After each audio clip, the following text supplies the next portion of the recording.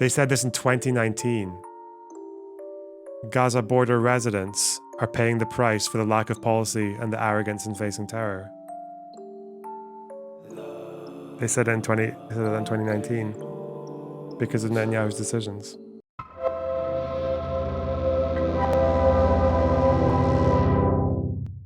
So where are we now? Unprecedented Hamas incursion to South Israel. Over 1,000 Jews killed. The highest number of Jews killed in the space of a 24-hour period since the Holocaust, since World War II, I think. At least 1,000 Palestinians dead.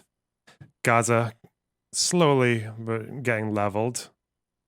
Very likely ground invasion to follow.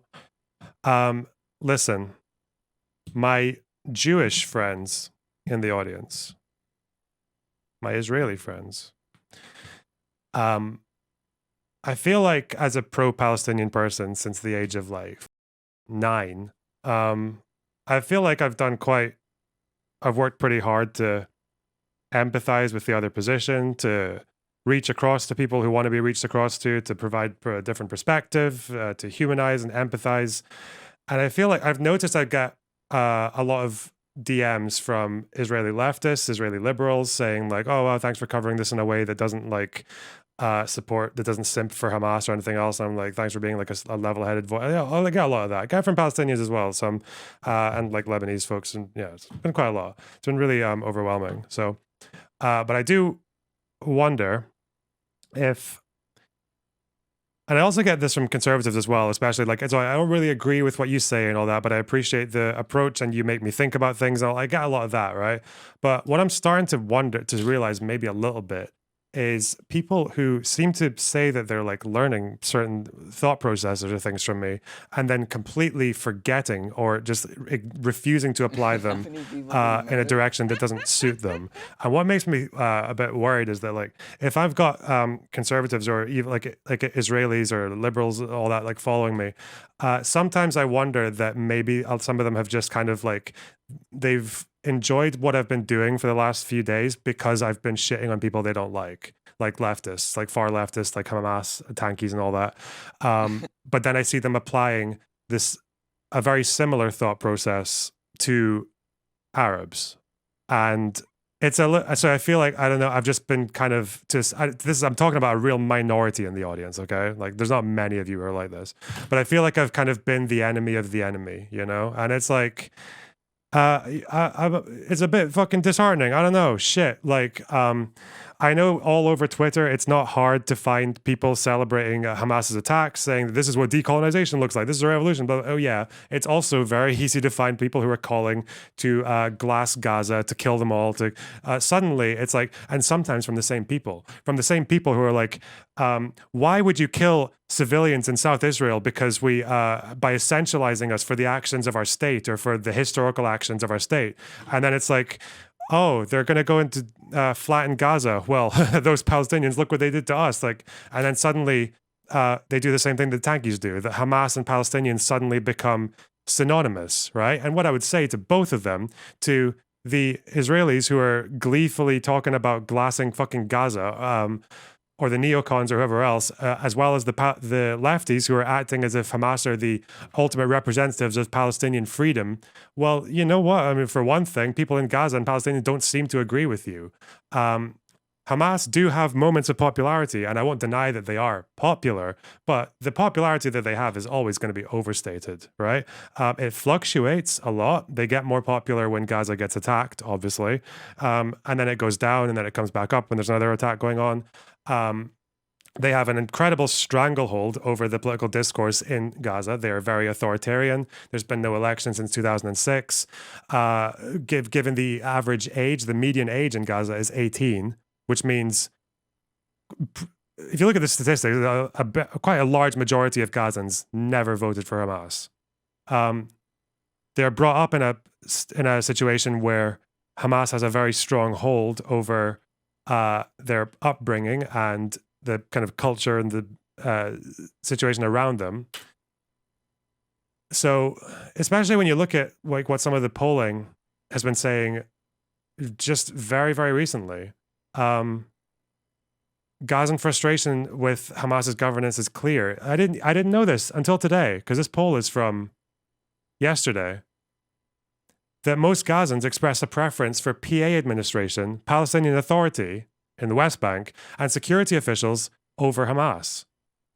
70% support a proposal for sending PA officials and security officers to Gaza to take over the administration, with Hamas giving up separate armed units. 47 strongly agreed. This is an opinion that's actually been quite popular since, 2014? In varying rates. And it's really, you can look at this as well, like all over. It's like, was it 26% of Palestinians think Hamas deserves to represent and lead the Palestinians?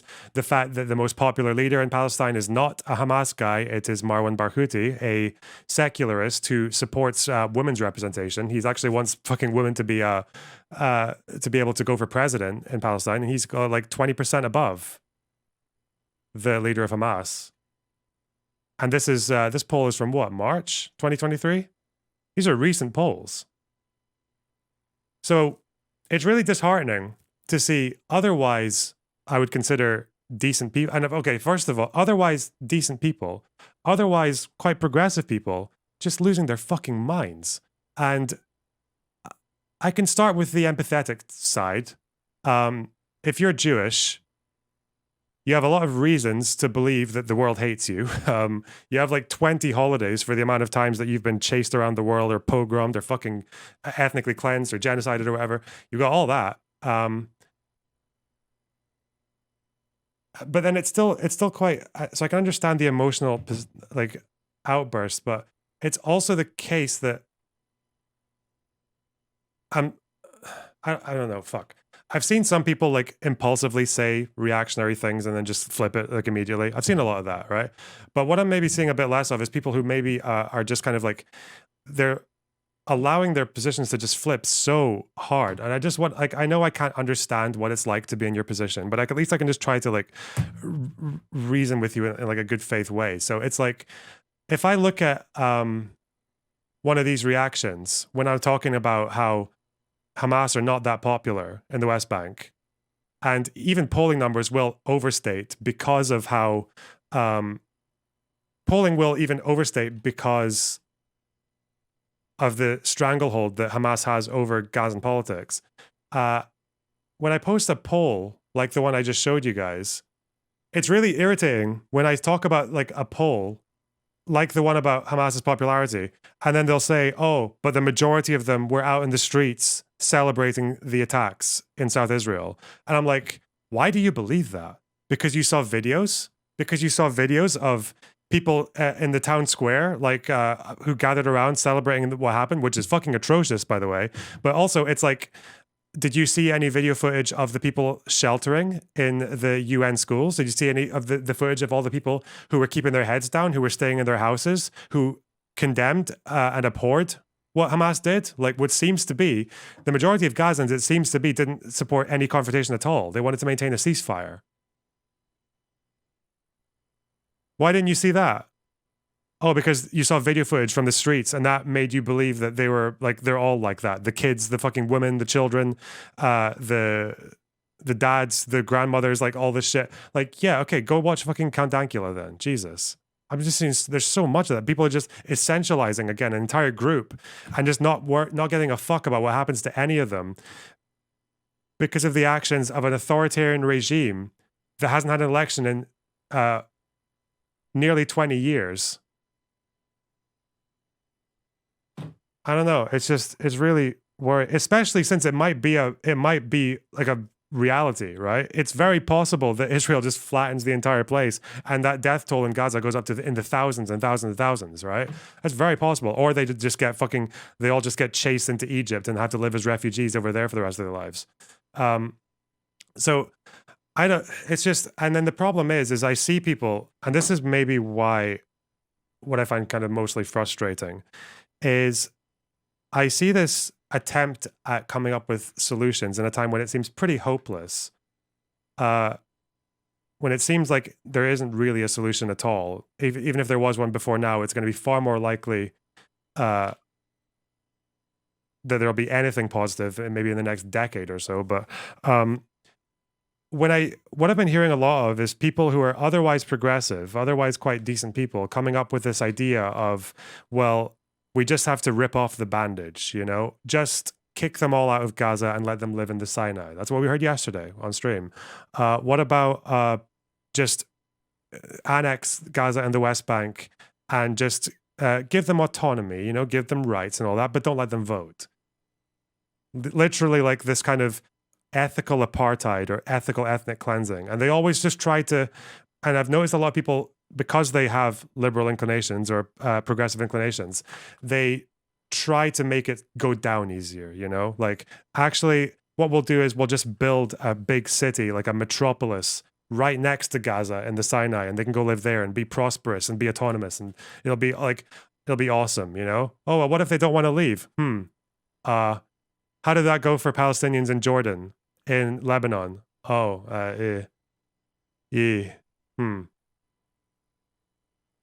Or the same with the apartheid thing. What ethical apartheid? The fact is, if you're going to take that position, just own it. There is no ethical apartheid. There's no ethical ethnic cleansing. You are either pro-ethnic cleansing and apartheid or you're against it. That's it. And you have to own that position. If you have been radicalized, you have to own that position. I don't like this like sugar-coated copium because you're in a position where you feel like you've given up hope. And I know that like when people ask me, what's your solution, Lonerbox? And I'm just like, I can give my thoughts and I can give my like attempts and all that. Just because you don't have an obvious answer right now doesn't mean you have to make one up. Doesn't mean you have to turn into a radical like right winger just because it makes you feel like something clicks or something might be solved, right? I don't know. Because it seems to be the case now that Egypt might open their borders and we have a refugee crisis of at least 1 million people, maybe even 2 million. It might be the case that aid can get in, and in which case people donate whatever they can, or it might be the case that they just get kind of stuck there. How many people did he murder? I don't know. I would just hope that people can like, if your positions have flipped overnight because of what happened, it's because of like, that's not a rational response, right? That's not, and it's probably worth reminding people that they're not being rationalized into those positions. And honestly, when I see the way people are using video footage to say how radicalized they think all of Gaza is and how hopeless all the people living there are and how extreme they all are, it makes me feel radicalized, It makes me feel like, I don't know, maybe just get like the United States and Europe to just force, because Israel can't do it unilaterally now. Just I don't know, just force a massive, like, just force a drawn border. Draw the border somewhere along the lines of 1967 with land swaps potentially. Draw the border, smash it in, get reparations, and then just put both of them in NATO. I don't fucking, like, again, that's just, maybe even that sounds insane, but shit. How many people did he murder? It's okay to say when you don't have an answer. Did you have a chance to read and give your thoughts on the recent Noah Smith piece about a 3-state solution? I read it. I think his explanation for why the 2-state solution didn't work is really bad. He doesn't give the correct reason for why 2 states failed, but I mean, it's interesting. I don't know. It's definitely food for thought. You know what? Anyone who's not advocating for apartheid or ethnic cleansing right now, you guys are based. You guys got a good, strong head on your shoulders. I respect you. I have much love. But my God, I'll take anything now. These people fucking ethical ethnic cleanse. Drive me up the wall, man. Also, I think because we've shat so hard on Hamas and the far left, I don't think we've really spoken that much about who the fuck Netanyahu is. and the role that the Israeli right has had in the longer term of not allowing peace to happen. You know, Netanyahu is from a party that rejected peace basically all the way throughout.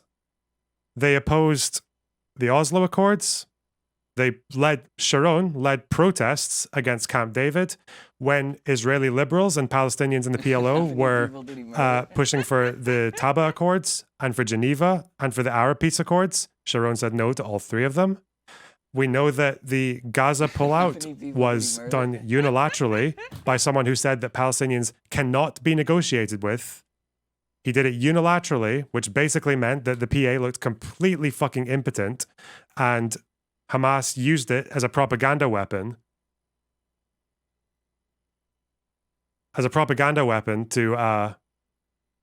To win support, because they said, well, this clearly happened because we're really violent and we should do more of that. And then the Gazans were like, how do you argue with that? You know, negotiations didn't get us anything.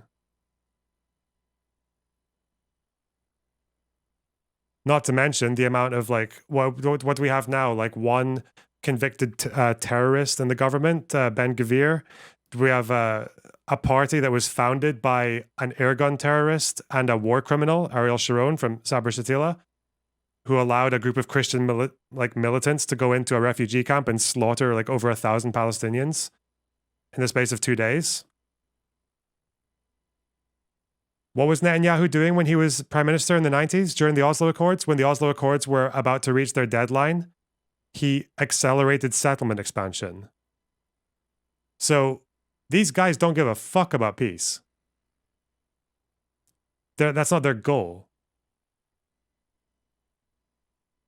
Unless it's on terms that are tantamount to like surrender. I mean, if you look at I want to look at this article actually, because I've seen this quote going around from Haaretz. It's very new, about Netanyahu and his position on Hamas. Let's just read it and see what we get, because I don't really know the context of it. We'll just read it. Another concept implodes. Israel can't be managed by a criminal defendant. A direct line runs between the judicial overhaul and the Gaza war. Netanyahu should emulate Begin and go, but we can't expect introspection from him. The future inquiry must investigate, wow, how much time the Prime Minister devoted to the reform, and how much listening to the military leadership. Just so you guys know, I guess I'll update it now. It seems to be more likely that that warning from Egypt about an attack coming was real. They didn't know what level, apparently, but it does seem to be the case that there has been probably quite a bit of incompetence, at the very least, an insane amount of incompetence, actually, that warning was real. They probably didn't know how extreme it was going to be. I don't think it was like I don't buy the idea that Netanyahu deliberately allowed the attack to happen so he could sacrifice some Israelis to further his goals to eradicate Gaza. I don't think that's true, but I do think Netanyahu has been so obsessed with covering his own ass that defense and security have been neglected. I think that's true. Hey, Keffels, thanks for the tier 1 sub. Welcome to the... I shouldn't call this the box bullet anymore. That's just bad taste now. Welcome to the community. Hey, how's it going? I've been enjoying your content lately. I've been stealing your polling data. All right. How depressing and upsetting it is today to recall Benjamin Netanyahu's arrogance under interrogation about Case 2000, one of the 3 corruption cases against the Prime Minister. This is classified. Don't let it leak, okay? He said, flattering the police investigators with the magic lure of security secrets. And then he explained his doctrine regarding Hamas and Hezbollah. We have neighbors, he said, who are our bitter enemies. I send them messages all the time. These days, right now, I mislead them, destabilize them, mock them, and hit them over the head. The suspect then continued his lecture. It's impossible to reach an agreement with them. Everyone knows this, but we control the height of the flames. This arrogant worldview, so disconnected from reality, isn't the only thing that blew up in Netanyahu's face and ours on Saturday morning. The other concept that collapsed was one many good people warn about, the idea that the leadership of the state could be entrusted to a criminal defendant. I love it how, like, you know how every UN vote on some crazy shit basically looks like everyone everyone votes yes, apart from America and Israel. And now it's also like having a leader who's also a criminal defendant. History will judge everyone who lent a hand to this moral distortion. First and foremost, the defendant himself and his fanatic supporters, party colleagues, and partners in the governing coalition, but also the media personalities and jurists who mobilized to kosher this abomination. It will also presumably cast an unflattering light on the 11 Supreme Court justices who refrained from putting their fingers in the dike on the grounds that they lacked the power to do so. Whoa, that's a bad word. While shutting their eyes to the disastrous consequences of their pacifism. But even before that history is written, the State Commission of Inquiry that will have to be formed once the fire dies down will have to delve into the Prime Minister's priorities and agenda. It will have to examine how many hours he devoted this year to his dangerous Justice Minister, to the court's reasonableness standard, and to the Judicial Appointees Committee, compared to how many he devoted to his Defence Minister and the Army's Chief of Staff. It will have to examine how much attention he paid to the head of military intelligence compared to how much attention he paid to his lawyers and PR people.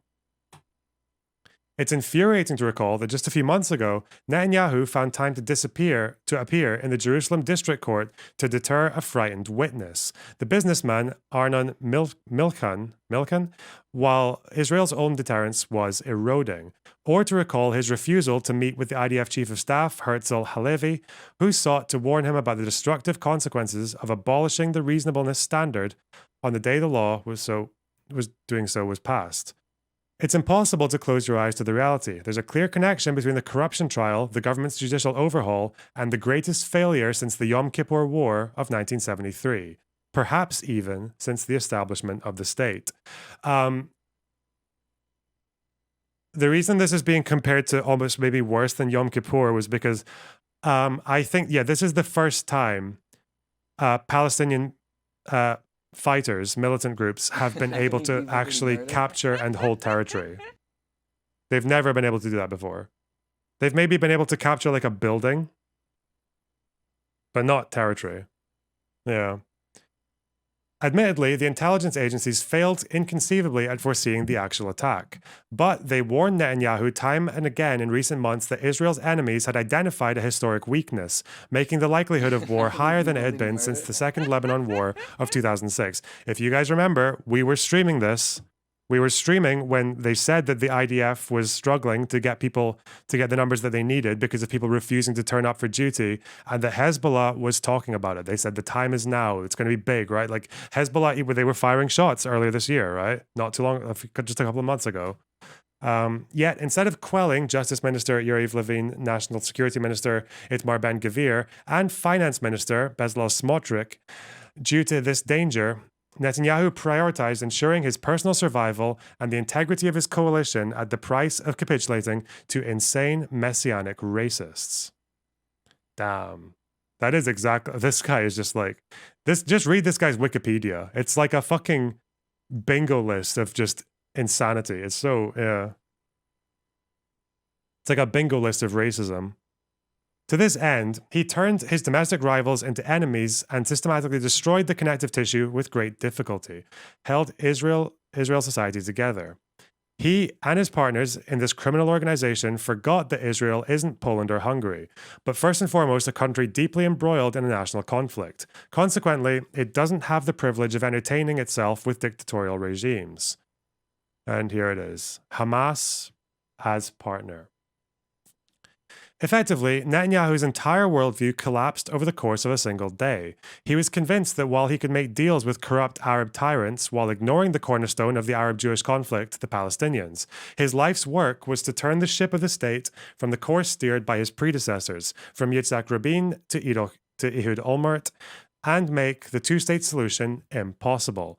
En route to this goal, he found a partner in Hamas. Oh, just so you know as well, the founder of Likud, Netanyahu's party, has his first meeting with Jimmy Carter when he became prime minister, first prime minister of the party. He said, we're not going to give up the West Bank, Judea, Samaria. They're not going to give it up because it's their land. That's like, he made it clear. That they would never let a Palestinian state emerge in that territory. Like, you know. It goes way back. Anyone who wants to thwart the establishment of a Palestinian state So this is the Netanyahu quote everyone's talking about. Anyone who wants to thwart the establishment of a Palestinian state has to support bolstering Hamas and transferring people money did to he murder? Hamas. He told a meeting of his Likud party's Knesset members in March 2019. This is part of our strategy to isolate the Palestinians in Gaza from the Palestinians in the West Bank. The worst terror attack in Israel's history also strips Netanyahu of his title as the terrorism expert, a source of pride ever since he established the Jonathan Institute in memory of his brother Yoni, who was killed during the How many on people top did he murder? hostage rescue. Sorry, pronunciation. With its help, he marketed himself for years and eventually reached the Prime Minister's office. Netanyahu learned the lesson of his predecessors, Menachem Begin and Olmert, and for years maneuvered skillfully to avoid getting embroiled in a war in which hundreds would die, since he knew that he would likely be the end of his road as a politician. But the vertigo of his current term, during which he sacrificed everything for the sake of clinging to power, resulted in his nightmare scenario coming true, to quote a man who knows him well. He's been Prime Minister for most of the last 16 years, yet what he will be remembered for after he goes is this last devastating year. So yeah, I think after Yom Kippur, the Prime Minister Golda Meir resigned because of the failure of intelligence to anticipate it. And that was 50 years ago. In a single day, under his reckless leadership, Israel paid a much higher price in blood than it did during the Second Lebanon War, and similar to what it paid during the First Lebanon War in the early 1980s. Olmert will be credited with destroying Syria's nuclear reactor and striving to end the conflict with the Palestinians. I love it that he has this reputation, that Ehud Olmert has the reputation of striving to end the conflict. Because wasn't this the 2008 Accords when he presented Abbas with a map of land swaps on the 67 borders, but he wouldn't let Abbas take the map with him. He wouldn't let him take a copy of the map. So Abbas had to draw it on a napkin. And I think it was because he didn't, I think one theory is that he didn't want he never actually wanted the map to go public because he thought he would have to commit to it. He also said that the right of return wouldn't apply to a single refugee within Israel. He also said that as well. And I don't think Palestinians would have accepted that. Like he was like, not one, not a single one. The entire quote is just him like, no, not one. Yeah. Begin will be remembered for bombing Iraq's nuclear reactor and, of course, making peace with Egypt. Netanyahu's portfolio of achievements is pretty thin, with all due respect to the Abraham Accords. Not long ago, we marked the 40th anniversary of the cabinet meeting at which Begin announced that he couldn't go on any longer. Israel was bogged down in the Lebanese quagmire, with fatalities mounting every day, and this overcame him. The reason is that with every fiber of my being, I can't go on, Begin told his partners in Likud and the governing coalition, who begged him to reconsider. There are times like that, if I had even a shadow of a doubt that I could go on, I wouldn't do so. But it's not in my power to do so. What does a man need to do if it's not in his power? Allow me to go to the president to resign this very day. Forgive me, pardon me, grant me atonement. I can't do it anymore. What we need now is for Netanyahu to follow in the footsteps of Likud's first leader. But you can't expect any soul searching from him, and certainly not self-flagellation or shutting himself up at home a la Begin. Soon, any moment now, he'll be blaming everyone except himself. The poison machine has already started to work. A pretty well-worded article, but yeah. The thing is, okay, here's what I don't know yet, and I want to look into. I know this quote. I get him saying this bit. This doesn't surprise me at all. Saying that Hamas makes it impossible to establish a Palestinian state. We know that. When he says support and transfer money, is there evidence that Netanyahu was transferring money to Hamas? This is part of our strategy. Is that true? Or is there context missing from this quote? Because if it turned out that he was transferring money to Hamas, like I feel like people would know about that, no? Does anyone know that? Yes? I mean, people can link stuff in stream chat if they want, but I would imagine there's missing context. It doesn't surprise me that he knows that Hamas are like an obstacle to peace and statehood, but it was Qatari money that he was allowing transferring? Google it. I tried Googling it, but I just keep on getting fucking articles that talk about this quote. And I feel like there are bits of it missing. I don't know. Let's see. Hang on. Let's just find out. Did Netanyahu transfer money to Hamas?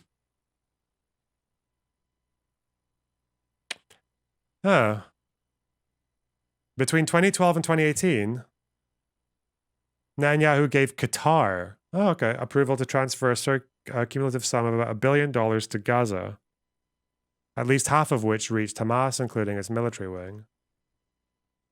Did he know that it was going there? Fucking Haaretz. Whoops. Hang on. Everyone opposed Bibi. And now he's saying this is part of a strat. Like, this is insane. Yeah. Why did Netanyahu want to strengthen Hamas? He developed a destructive, warped political doctrine that held that strengthening Hamas at the expense of Palestinian Authority would be good for Israel. 2023, this is today. There's no doubt that in the immediate and short term, the reasons behind this disgraceful mishap of the inconceivable scope that led to the Hamas army's unhindered takeover of more than 20 Israeli communities near the Gaza border, involve an embarrassing military and intelligence failure. Of course, they also involve the criminal neglect of the state of affairs by an indicted prime minister who is feverishly preoccupied with finding ways to escape trial. And the price is the destruction of the existential foundations of Israeli society and of the country. But the deep roots of the feasibility of the murderous assault by the Islamist nationalist phalangists from the prison that is Gaza on Israeli citizens should actually be sought in an earlier period of Benjamin Netanyahu's time in office as prime minister, prior to his criminal trial and his alliance with nationalist Kahanists and the judicial coup, back when he was considered level-headed and rational and responsible. That's because since he took office as prime minister a second time in 2009, that same Netanyahu developed and advanced a destructive, warped political doctrine that held that strengthening Hamas at the expense of the Palestinian Authority would be good for Israel. The purpose of the doctrine was to perpetuate the rift between Hamas in Gaza and the Palestinian Authority in the West Bank. That would preserve the diplomatic paralysis and forever remove the danger of negotiations with the Palestinians over the partition of Israel into two states, on the argument that the Palestinian Authority doesn't represent all the Palestinians. So just for context, you've probably heard in lefty spaces that Israel created Hamas. You know I pushed back on that claim because they didn't. What they did do was that there was a Islamic charity called Mujama al-Islamiyah that was very anti-Semitic, that was unarmed, but Israel recognized them as a charity and transferred money over to them through the Gaza governor. They did do that. They gave money to this charity that was very anti-Semitic, but also was a charity, basically because they wanted to counterweight Arafat. They wanted to weaken Arafat with the Islamic opposition to secular leaders and Fatah. So we know that they did that, but they didn't support them when they were gathering arms and then they turned into Hamas. So it's just one of those things where, like, it sounds a lot more nefarious than it actually is. It's still quite like divide and conquerish, but it's not Israel arming their own fucking enemies, right? That's a bit different. But here, this is very different, right? Because this is after they know Hamas are who they are.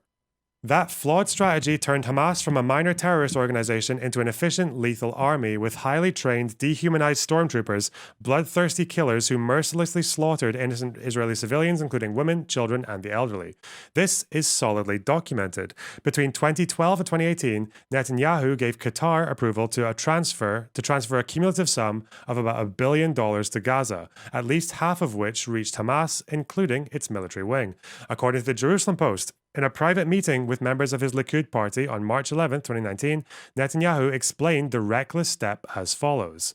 The money transfer is part of the strategy to divide the Palestinians in Gaza and the West Bank. Anyone who opposes the establishment of a Palestinian state needs to support the transfer of the money from Qatar to Hamas. In that way, we will foil the establishment of a Palestinian state, as reported in former cabinet member Haim Ramon's Hebrew language book, Neged. Okay, so that's actually real. Whoa. That's real, bro. Whoa. In an interview with the Ynet News website on May 5th, 2019, Netanyahu associate Gershon, fuck these names, all right, a major general in reserve said, "We need to tell the truth. Netanyahu's strategy is to prevent the option of two states, so he is turning Hamas into his closest partner. Openly, Hamas is an enemy. Covertly, it's an ally." In a tweet on May 20th, 2019, Channel 13 quoted Egyptian President Hosni Mubarak saying Netanyahu isn't interested in the two-state solution. Rather, he wants to separate Gaza from the West Bank, as he told me at the end of 2010. Again, this part, like the fact, this isn't mysterious at all, though. We know that Likud opposed Oslo. We know that they opposed Camp David and that they opposed Taba and Geneva and fucking the Arab Peace Accords. We know that. So, yeah. Mubarak said that during an interview with the Kuwaiti Daily Al Anba, okay? It's worth dwelling on the horrifying significance of those remarks. An Israeli Prime Minister himself knowingly and calculatingly cultivated one of Israel's most bitter and fanatic foes, an enemy whose declared aim is to destroy the country. And he did it to prevent the horror scenario from his standpoint of a return to Israeli-Palestinian negotiations. Netanyahu recklessly gambled on the lives of Israelis, and in fact, last Shabbat, more than 1,000 of them paid the price of that foolish gamble with their lives. Is this like, maybe I need to talk to Israelis again. As much as you guys have been getting on my nerves recently. Maybe I need to talk, are Israelis talking about this? I know these articles just came out today. Are Israelis talking much about this right now? Yeah. Okay. It's been used since 2015. But I mean, like, is it a big thing right now? Anyway. This government has blood, rivers of blood on its hands, Iris Leal justifiably wrote in Haaretz this week. But one should acknowledge and clearly and explicitly state that on the Israeli side, the person bearing the fundamental responsibility for the killing of more than 1,000 Israelis by Hamas is Benjamin Netanyahu, its covert ally, as Major General Cohen put it, but also an effective and essential one for the Palestinian religious nationalist terrorist organization, at least between 2012 and 2019. Am I supposed to pronounce it Haaretz? Not Haaretz. Haaretz. Like the way it's not inshallah, it's inshallah, right? It's an extra syllable in there. Haaretz. Haaretz. Oh, Haaretz. Oh, yeah. Haaretz. Okay. Haaretz. Or where's the accent? Would it be Haaretz or Haaretz?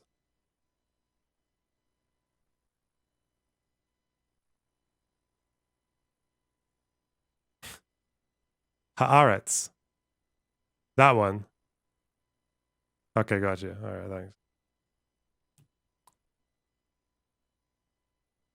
Sounds like I have Tourette. Seriously, who cares? Fuck off. I want to learn how to say words properly. Jesus.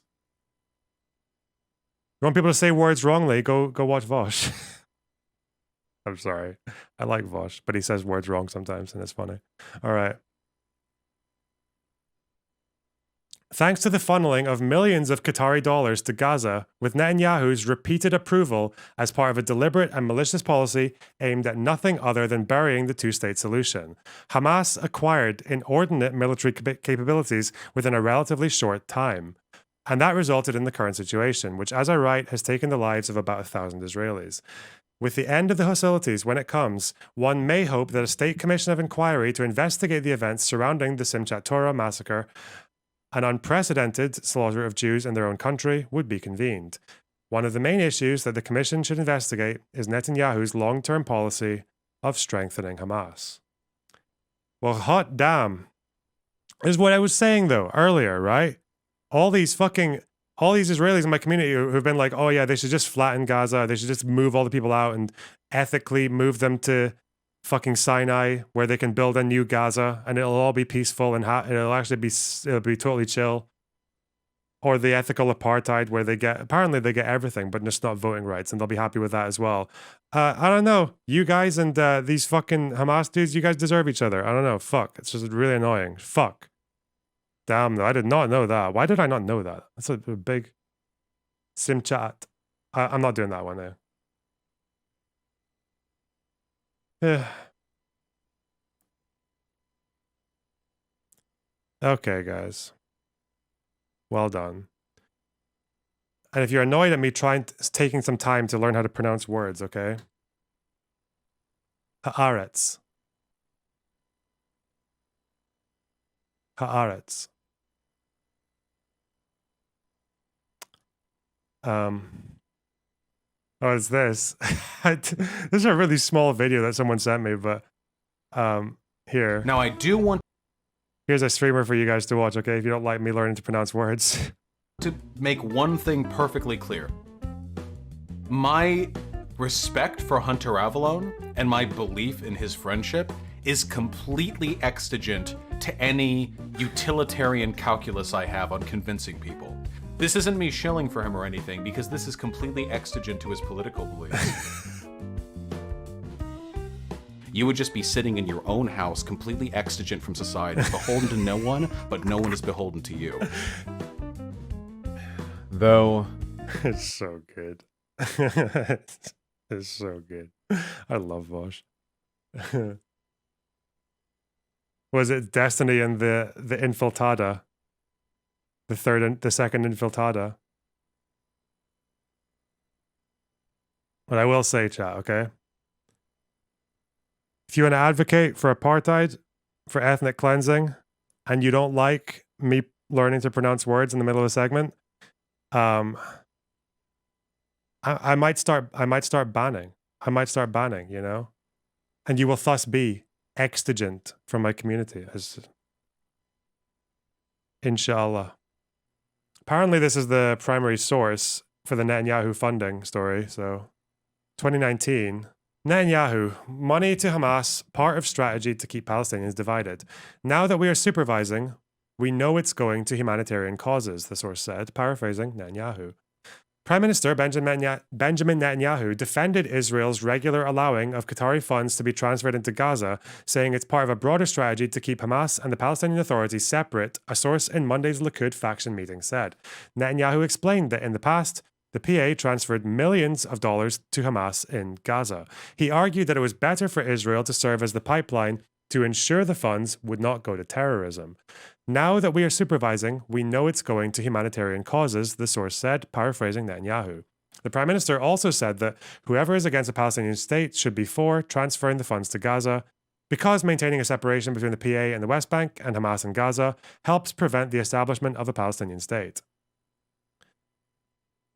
Netanyahu also spoke about his Bar Ilan speech in which he expressed support for a demilitarized Palestinian state a decade ago. Okay.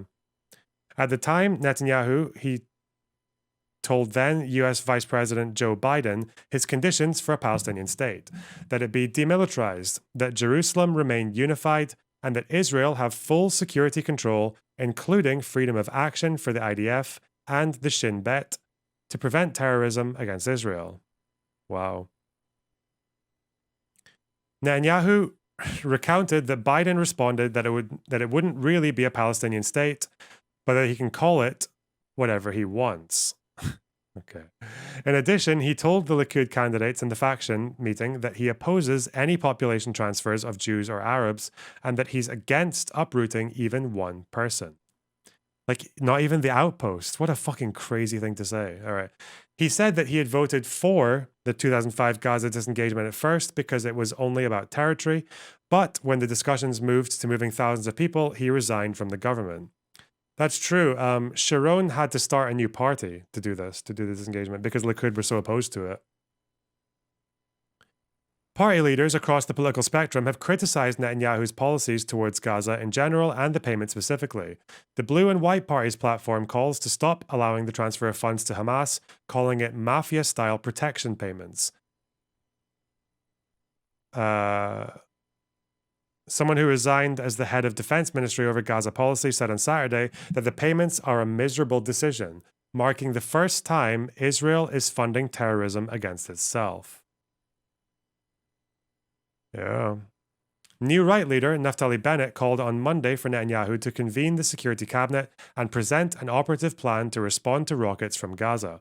If there were explosive balloons hitting houses in Tel Aviv or a missile launched at Tel Aviv, the IDF would stop it. With all due respect to Netanyahu, a country like Israel needs a full-time defense minister, said Bennett, who would like the portfolio for himself. MK Haim Jalin, running on the Labour list, accused Netanyahu of not taking seriously enough the incendiary projectiles launched from Gaza. We Gaza border residents are paying the price for the lack of policy and the arrogance in facing terror. They said this in 2019. Gaza border residents are paying the price for the lack of policy and the arrogance in facing terror. They said it in 2019 because of Netanyahu's decisions. Oof. Don't forget about Netanyahu in 1995 holding rallies that called for the killing of Rabin. Do you have a source for that? Because Rabin was killed by an extremist, but he was killed because he because of the Oslo Accords. He tried to make peace with the Palestinians. Probably made more of an effort than any other Israeli leader. What did Netanyahu join a what? So I know Sharon held rallies opposing Camp David. He led rallies opposing Camp David, but I didn't know about that. I know he suggested that the Israeli liberals who supported Taba were traitors. No, that was Sharon. Let me see. Netanyahu. I don't think he would have said that, no? This is from Times of Israel, 2022. The Labour chief said that Rabin was assassinated with Netanyahu's cooperation. That's a hot take. And Ben-Gvir. He's been repeatedly accused by the left over the years of encouraging incitement that led to Rabin's killing, or at the very least of contributing to the incendiary political climate that led to the murder. This would make more sense, right? Ben-Gvir, the rising star of the current election campaign, whose religious Zionism party is seen heading for some 14 seats in the 120-member Knesset, first captured national attention when he was filmed as a teen boasting about stealing an emblem from Rabin's car a short time before the assassination. We got to his car, and we'll get him too. Holy shit. So what's Netanyahu's contribution here? So Rabin was murdered on November 4th, 1995 by Yigal Amir, an extremist Jew who was opposed to the Oslo Accords and the handing over of control of parts of the West Bank to the Palestinians as part of a landmark peace agreement. In the weeks before the assassination, Netanyahu, then head of the opposition, and other senior Likud members attended a right-wing political rally in Jerusalem where protesters branded Rabin a traitor, murderer, and Nazi for signing a peace agreement with the Palestinians earlier that year. Yeah, that's really not surprising. Not that he personally called for Rabin's death or anything, but that if he was involved in, or that he was involved in the assassination, but that he was part of the, environment. Because I know that when Rabin, because I know that Rabin was really, really involved in this, that he was really that he was really hated for the Oslo Accords. There was a huge toxic environment surrounding the Oslo Accords from the Israeli right. And again, Likud, Netanyahu's party, they opposed the Oslo Accords. They were the biggest critics. Sharon, the leader at the time, he was the biggest critic of the Oslo Accords. He also marched in Ra'anana protest as demonstrators behind him carried a mock coffin. Netanyahu has regularly rebuffed the allegations he ignored inflammatory rhetoric that incited Rabin's murder. Netanyahu has insisted that it was also his obligation to express his opposition to the Oslo Accords. I asserted my right to express a different position. It was not only my right, but also my duty. Damn. Stochastic terrorism. Netanyahu.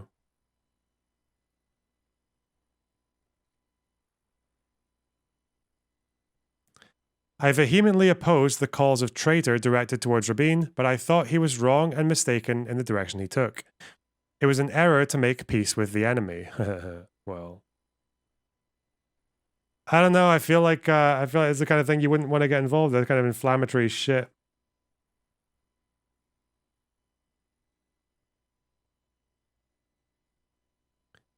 Guys, I don't know if you know, but these fucking ads are not targeted, right? I don't. Why? You think I'm looking for solar panels? Fuck off. Prostate shrink. Okay. Or if they are targeted, I don't know why. Say. No fuss cremations in the UK. You guys think I've been checking up fucking cremation? Okay.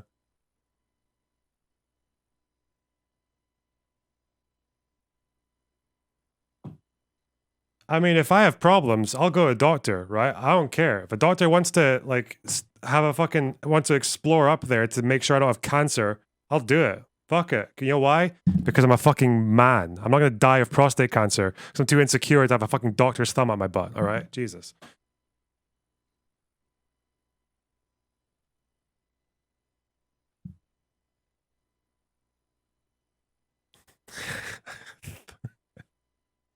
I'm sorry.